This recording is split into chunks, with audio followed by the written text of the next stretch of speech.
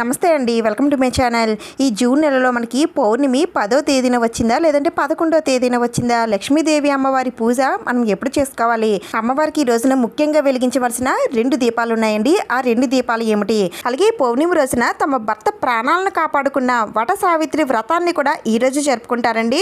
అయితే ఈ వ్రతాన్ని ఎప్పుడు చేసుకోవాలి, లక్ష్మీదేవి అమ్మవారిని ఎప్పుడు పూజించాలి అనే విషయాలన్నీ కూడా స్వీట్ అండ్ షార్ట్గా చెప్పబోతున్నానండి. వీడియో మొత్తం చూస్తారని అనుకుంటున్నాను. ముందుగా ఒక చిన్న లైక్ అయితే చేయండి, మిగతా వాళ్ళకి కూడా ఈ వీడియో రీచ్ అవుతుంది. ఇంకా ఏమాత్రం లేట్ చేయకుండా వీడియోని అయితే స్టార్ట్ చేసేద్దాం. మనకి ఈ జ్యేష్ఠ మాసంలో వచ్చే పౌర్ణమిని ఏరువాక పౌర్ణమి అని అంటారండి. ఈ పౌర్ణమికి చాలా విశేషాలే ఉన్నాయండి. మనకి ఈ వేసవకాలం ముగిసిపోయి వర్షాకాలం ప్రారంభమవుతుంది కాబట్టి రైతులు ఈ పవిత్రమైన రోజున వ్యవసాయ పనులు ప్రారంభిస్తారండి. రైతులందరూ తమ పొలాల్లో భూమి పూజ చేస్తారు. ఈ సమయంలో తమ పొలాల్లో ఎద్దులతో నాగలతో దుక్కి దున్నడాన్ని ఏరువాక అంటారండి. ఏరు అంటే ఎద్దులను కట్టి దున్నడానికి ఆరంభమని చెబుతారు.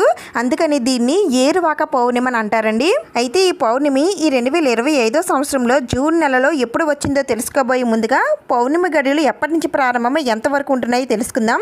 2025 జూన్ 10వ తేదీన మంగళవారం ఉదయం 10:48 పౌర్ణమి గడియలు ప్రారంభమవుతున్నాయండి. ఇంకా ఎంతవరకు ఉంటున్నాయంటే జూన్ 11వ తేదీన బుధవారం మధ్యాహ్నం 12:22 వరకు ఉంటున్నాయండి. అయితే మనం ఏ పండగలైనా సరే సూర్యోదయ సమయానికి ఉన్నటువంటి తిథిని ప్రకారమే మనం పండుగలు అనేవి జరుపుకుంటాం కాబట్టి ఈ జ్యేష్ఠ మాసంలో వచ్చే పౌర్ణమి జూన్ 11వ తేదీన బుధవారం రోజున జరుపుకోవాలండి. అయితే లక్ష్మీదేవి అమ్మవారి పూజను మాత్రం సంధ్యావేళల్లో పౌర్ణమి గడియల్లో నిండు చంద్రుడు ఉన్నప్పుడు మాత్రమే చేసుకోవాలండి. అలా చేసుకోవాలి అనుకుంటే జూన్ 10వ తేదీన మంగళవారం సాయంత్రం వేళల్లో నిండు చంద్రుడు సంపూర్ణంగా ఉంటాడండి. ఆ సమయంలో లక్ష్మీదేవి అమ్మవారిని పూజిస్తే చాలా చాలా మంచిది. సాయంత్రం 6 గంటల నుండి 8 గంటల లోపు అమ్మవారిని అలాగే చంద్రుడిని పూజిస్తే చాలా మంచిదండి. మనకున్న అప్పులు, ఆర్థిక సమస్యలు, అన్ని ప్రాబ్లమ్స్ కూడా తొలగిపోతాయి. ఆ లక్ష్మీ కటాక్షం అనేది మనకి కలుగుతుంది. ఒకవేళ మీకు 10వ తేదీన సాయంత్రం అమ్మవారికి పూజ చేసుకోవడానికి కుదరలేదండి అని అనుకునేవారు 11వ తేదీన బుధవారం ఉదయం అయినా సరే మీరు అమ్మవారిని పూజించవచ్చండి. కానీ పౌర్ణమి వేళల్లో చంద్రుడు ఉన్నప్పుడు అమ్మవారిని పూజిస్తే చాలా మంచిది. మీకు కుదిరితే 10వ తేదీన సాయంత్రం చేసుకోండి, కుదరకపోతే 11వ తేదీన ఉదయం చేసుకోవచ్చు. మరి వట సావిత్రి వ్రతం గురించి చెప్పారు కదండి, మరి ఆ వ్రతం ఎప్పుడు చేసుకోవాలండి? అసలు ఈ వట సావిత్రి వ్రతం ఏంటండి అని అంటే, సావిత్రి అనే ఆవిడ అల్పాయుషుడైనటువంటి తమ భర్త ప్రాణాలను తీసుకుని వెళ్ళడానికి వచ్చిన యమధర్మరాజు నుండి తమ భర్త ప్రాణాలను ఈ పౌర్ణమి రోజునే కాపాడుకుంటుందండి. అందుకని ఈ రోజున ఎవరైతే వట సావిత్రి వ్రతాన్ని ఆచరిస్తారో వారికి అఖండ సౌభాగ్యం కలుగుతుందండి. తమ భర్తలు గండాలన్నీ తొలగిపోయి దీర్ఘాయుసులు అవుతారు. భార్యాభర్తలు సఖ్యతగా ఎలాంటి గొడవలు లేకుండా ఉండడానికి కూడా ఈ వ్రతాన్ని ఆచరిస్తారండి. అలాగే సంతానం లేనటువంటి వారికి కూడా సంతానం కలుగుతుంది. అయితే ఈ వ్రతాన్ని ముఖ్యంగా వటవృక్షం దగ్గర చేస్తారండి. అంటే మర్రి చెట్టు కింద దీపారాధన చేసుకొని అమ్మవారికి తాంబూలం ఇచ్చి నైవేద్యం పెట్టి పూజనైతే చేసుకుంటారండి. అలా ఒకవేళ అవకాశం లేదండి అని అనుకుంటే ఏదైనా ఒక మర్రి చెట్టుని కానీ మర్రి కొమ్మని కానీ తెచ్చుకొని మన ఇంట్లో ఏదైనా ఒక కుండీలో నాటుకొని మనం తులసి మొక్కకి ఎలా అయితే పూజ చేస్తామో అలానే మన ఇంట్లో ఆ మర్రి చెట్టుకి పూజనైతే చేసుకోవచ్చండి.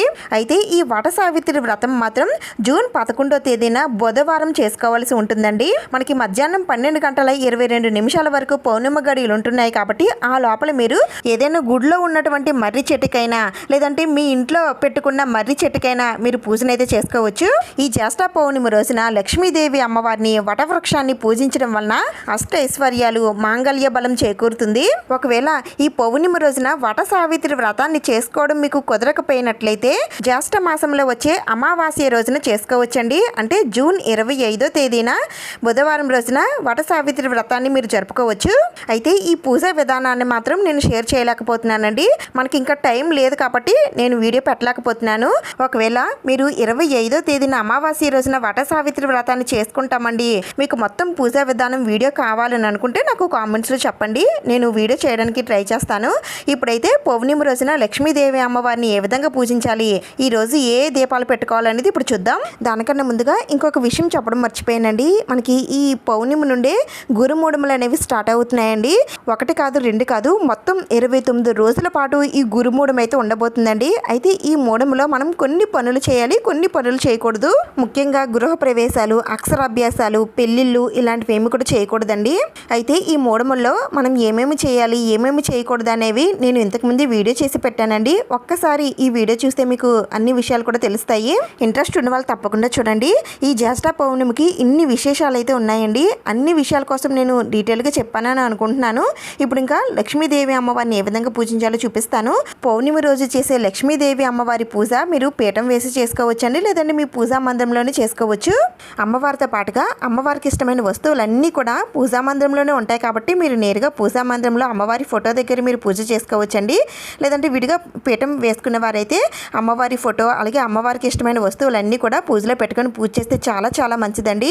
మీ దగ్గర కామాక్షి దీపం కానీ, గజలక్ష్మి దీపం కానీ, లక్ష్మీ దీపాలు కానీ, అష్టలక్ష్మి దీపాలు కానీ ఇలాంటి అమ్మవారికి సంబంధించిన దీపాలు ఏమైనా ఉంటే తప్పనిసరిగా పూజలు అయితే పెట్టుకోండి. అలాగే లక్ష్మీదేవి అమ్మవారి విగ్రహం ఉన్నా సరే మీరు పూజలో తప్పనిసరిగా పెట్టుకొని పూజను అయితే చేసుకోండి. అయితే నేను ఇక్కడ అమ్మవారిని ఈ విధంగా అయితే పెట్టుకున్నానండి. అయితే ఈ పూజ నేను ఇప్పుడు చేసింది కాదు, మీకు చూపించడం కోసం చూపిస్తున్నానండి. అమ్మవారిని మీరు ఏ విధంగా అయినా సరే పెట్టుకోవచ్చు, పీట పైన అయినా సరే పెట్టుకోవచ్చు, లేదంటే ఏదైనా బౌల్లో అయినా సరే పెట్టుకోవచ్చు, బియ్యం పోసి పెట్టుకోవచ్చు. ఇలా ఎలా అయినా సరే అమ్మవారిని పెట్టుకొని అమ్మవారిని పువ్వులతో అందంగా అలంకరించుకోండి. అయితే ఈరోజు ముఖ్యంగా 2 దీపాలు పెట్టుకోవాలని చెప్పాను కదండి. అవి ఏంటంటే ఈరోజు పౌర్ణమి కాబట్టి అమ్మవారికి క్షీర దీపారాధన చేస్తే చాలా చాలా మంచిదండి. ఎలాంటి గొడవలు అవి లేకుండా ఇల్లు ప్రశాంతంగా ఉండాలి అంటే తప్పనిసరిగా పౌర్ణమి రోజుల్లో ఈ క్షీరదీపం వెలిగిస్తే చాలా చాలా మంచిది. ముఖ్యంగా ఈ రోజున చంద్రుడిని కూడా పూజిస్తామండి. చంద్రుడికి కూడా ఈ దీపారాధన అంటే చాలా ఇష్టం. అందుకని ఈ రోజున తప్పనిసరిగా క్షీరదీపం అయితే వెలిగించండి. దానికోసం ఒక బౌల్ అయితే తీసుకోండి. అది ఇత్తడిదైనా, గాజుదైనా, సిల్వర్దైనా ఏదైనా సరే తీసుకోవచ్చు. దాంట్లో 3/4 వరకు పాలు వేసుకోవాలండి. అవి పచ్చి పాలే వేసుకోవాలి. తర్వాత మిగిలిన పావు వంతు కూడా నెయ్యి ఉంటే నెయ్యి వేయచ్చండి. లేదంటే మీరు దీపారాధనకి ఏ ఆయిల్ అయితే వాడతారో ఆ ఆయిల్ వేసి దాంట్లో జలవత్తులు ఉంటాయండి. నేను ఇక్కడ చూపిస్తున్నాను చూడండి. ఈ జలవత్తులు నేరుగా పెట్టేస్తే మనం దీపం అనేది వెలిగించవచ్చు. దీన్నే క్షీర దీపం అని అంటారండి. అమ్మవారికి చంద్రుడికి ఎంతో ఇష్టమైన దీపమే ఈ క్షీర దీపం. ఇంకా ఈ రోజు వెలిగించవలసిన రెండో దీపం ఏంటంటే మనకి ఈ పౌర్ణమి మంగళవారంతో కలిసి వచ్చింది కాబట్టి అమ్మవారికి ఎంతో ఇష్టమైన రోజు కాబట్టి మనకున్న ఆర్థిక సమస్యలు, అప్పులు అన్నీ కూడా తొలగిపోవాలంటే తప్పనిసరిగా ఈ రోజున ఐశ్వర్య దీపం అయితే వెలిగించాలండి. అదేనండి ఉప్పు దీపం. మీలో చాలా మందికి తెలిసే ఉంటుంది. ఒక ప్రమిదిలో కానీ బౌల్లో కానీ ఉప్పునైతే వేసుకోవాలండి. దానిపైన ప్రమిది పెట్టి దీపారాధన చేస్తే అదే ఐశ్వర్య దీపం అవుతుంది. ఇలా ఈరోజు ఐశ్వర్య దీపం వెలిగించడం వలన మనకున్న ఖర్చులన్నీ కూడా తగ్గుతాయండి. మనకి రావాల్సిన డబ్బులు అందుతాయి. అందుకని ముఖ్యంగా ఈ ఐశ్వర్య దీపాన్ని అయితే వెలిగిస్తాము. అయితే ఈ క్షీర దీపం కానీ, ఐశ్వర్య దీపం కానీ 1 కానీ 2 కానీ ఎన్నైనా పెట్టుకోవచ్చండి.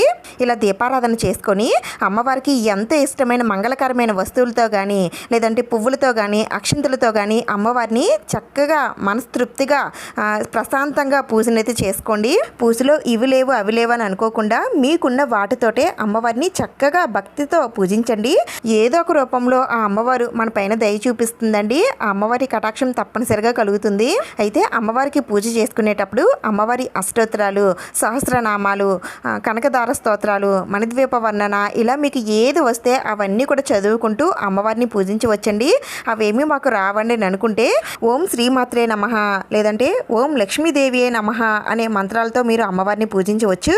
ఈ పౌర్ణమి రోజున అమ్మవారికి పాలుతో తయారు చేసినటువంటి నైవేద్యాలు ఏవైనా చేసి అమ్మవారికి నైవేద్యంగా పెడితే చాలా చాలా మంచిదండి. అంటే పరమాన్నం కానీ, పాయసాన్నం కానీ చేసి పెట్టండి. అవేమీ మేము చేయలేమండి అని అనుకుంటే కనీసం పాలునైనా సరే అమ్మవారికి నైవేద్యంగా పెడితే సరిపోతుందండి. అయితే పాలు మరిగించినవి పెడితే మంచిదండి. ఈ విధంగా మీ శక్తి కొలది అమ్మవారికి పూజ చేసుకున్న అనంతరం చంద్రుడికి కూడా పూజ చేసుకుంటే చాలా చాలా మంచిదండి. మీకు వీలుంటే ఆరు బయట చంద్రుడికి ఒక పీఠాన్ని ఏర్పాటు చేసుకొని దీపారాధన చేసుకొని పాలు కానీ, పరమాన్నం కానీ చంద్రుడికి నైవేద్యం పెట్టి మీకు వచ్చిన సహస్రనామాలన్నీ కూడా చదువుకోండి. ఈ విధంగా చేస్తే ఆ చంద్రుడి ఆశీర్వాదం కూడా మనకి కలుగుతుందండి.